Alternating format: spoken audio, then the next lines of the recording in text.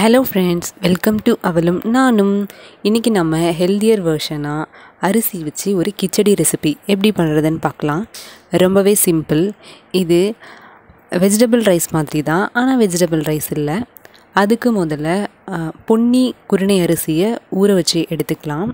நல்லா கழுவி ஒரு 10 நிமிஷம் போல் ஊறினாலே போதும்.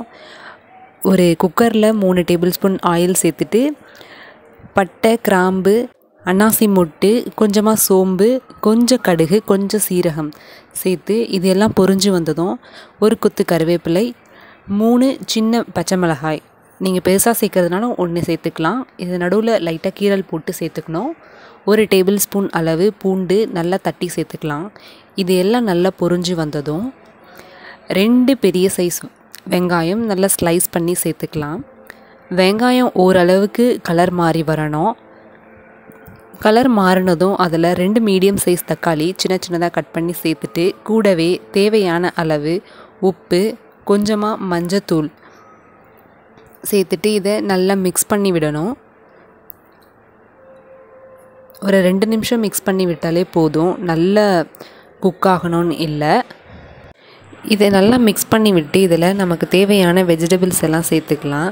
கேரட், பீன்ஸ், பொட்டேட்டோ, கொஞ்சமாக க்ரீன் பீஸ் இதெல்லாத்தையும் சேர்த்து நல்லா மிக்ஸ் பண்ணி விடணும்.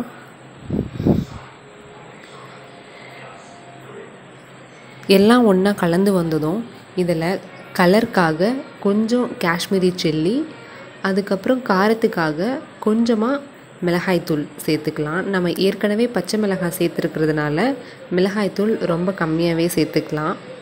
இப்போ இது எல்லாத்தையும் நல்லா மிக்ஸ் பண்ணி விடணும். மிக்ஸ் பண்ணி விட்டு 1 டம்ளர் அரிசிக்கு 2 டம்ளர் தண்ணி சேர்த்துக்கணும். இப்போ தண்ணி சேர்த்துட்டு இதை நல்லா கலந்து விட்டு கொதிக்க விடணும். நல்லா கொதித்து வந்ததும் ஏற்கனவே நாம் ஊற வச்சு கழுவி வச்ச அரிசி இதில் சேர்த்துக்கலாம். இதை சேர்த்துட்டு திரும்பவும் இதை நல்லா மிக்ஸ் பண்ணி விடணும்.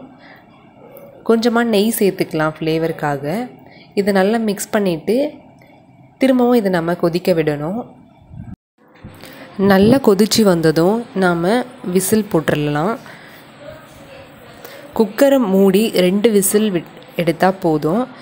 2 விசில் வந்ததும் ப்ரெஷர் எல்லாம் ரிலீஸ் ஆகணும். கம்ப்ளீட்டாக ப்ரெஷர் ரிலீஸ் ஆன பிறகு ஓப்பன் பண்ணி கொத்தமல்லி தூவிக்கலாம். கொத்தமல்லி தூவிட்டு இதை நல்லா மிக்ஸ் பண்ணிட்டா சூப்பரான, டேஸ்டியான, அதே சமயம் ஹெல்தியான ஒரு கிச்சடி ரெடி. இது லஞ்ச் பாக்ஸ்க்கு ஒரு பர்ஃபெக்டான ஒரு ரெசிபி. குயிக்காக சமைச்சு முடிச்சிடலாம். அவ்வளோதான், நம்ம அரிசி கிச்சடி ரெடி. இந்த வீடியோ உங்களுக்கு பிடிச்சிருந்தா லைக் பண்ணுங்கள், ஷேர் பண்ணுங்கள், மறக்காமல் சப்ஸ்கிரைப் பண்ணுங்கள்.